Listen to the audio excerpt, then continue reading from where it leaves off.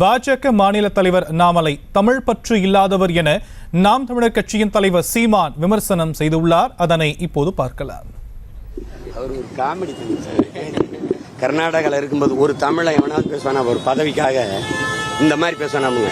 Tamil Nadu நோடில்லா, Kaveri issue நோடில்லா, டில் ஐ death proud கன்னடிகான்னு பேசுனவர் அவர் தான். இப்போ நாங்கள் திருப்பி தமிழ்நாடு நோடில்லா, காவிரி இஷ்யூ நோடில்லா, உனக்கு இங்கே ஓட்டில்லா, அவ்வளோதான். நீ அங்கே போனால் நோடு வைக்கோ அப்படின்னு அங்கே போய் பெக் பண்ணிக்கிறது. அப்புறம் ஹிந்திக்காரனை பார்த்தா ஹிந்தியில் பேசுறது. நீ அதனால என் உயிர் தமிழ் மொழி காக்க செத்தவன்லாம் நீங்கள் இன்னும் 80ல் மாதிரி ஹிந்தி சமஸ்கிருதம் பேசிட்டு இருக்கிறீங்க. பிஞ்ச செருப்பே பிடிச்சிக்கிட்டு இருக்கிறது உங்களை மாதிரி ஆளு எப்போ வருவான்னு வெளுத்து விடத்தான். இதெல்லாம் சேட்டை. தாய்மொழி மேல் பற்றில்லாத நீ எதுக்கு நீ அரசியலுக்கு வர? நீ உன் மொழியை அவன் இந்திய திணிப்பான், சமஸ்கிருத திணிப்பான். அது எப்படி? அவன் தாய்மொழி மேல பற்று. செத்து போன சமஸ்கிருதத்தை உயிர்ப்பிக்க துடிக்கிறான். அவனுக்கான அதிகாரம் வந்துடுச்சு. 500 ஆண்டுகளை தொடாத இந்தி 50,000 ஆண்டுகளுக்கு மூத்த மொழி என் தாய்மொழி. நான் என் தாயை சாக விட மாட்டேன், போராடுவேன். நீ போய் உன் மரபணு, உன் ரத்தத்தை பரிசோதி.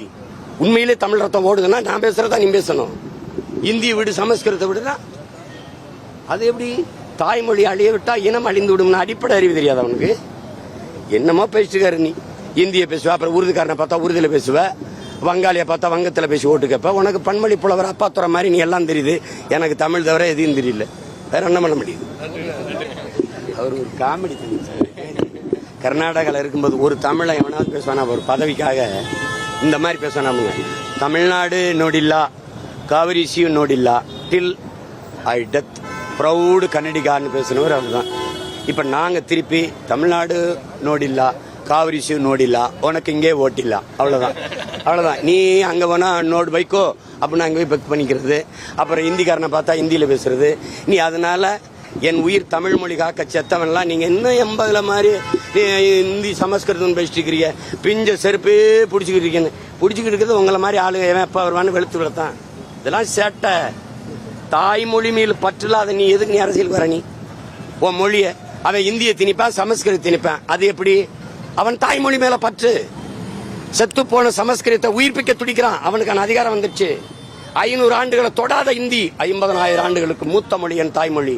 நான் என் தாயை சாக விட மாட்டேன், போராடுவேன். நீ போய் உன் மரபணு, உன் ரத்தத்தை பரிசோதி. உண்மையிலே தமிழ் ரத்தம் ஓடுதுன்னா நான் பேசுறதா நீ பேசணும்.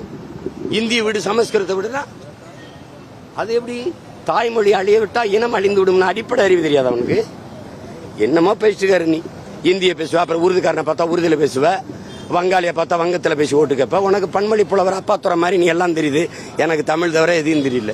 வேற என்ன பண்ண முடியுது? செய்திகளை உடனுக்குடனும் துல்லியமாகவும் தெரிந்து கொள்ள சப்ஸ்கிரைப் பண்ணுங்க.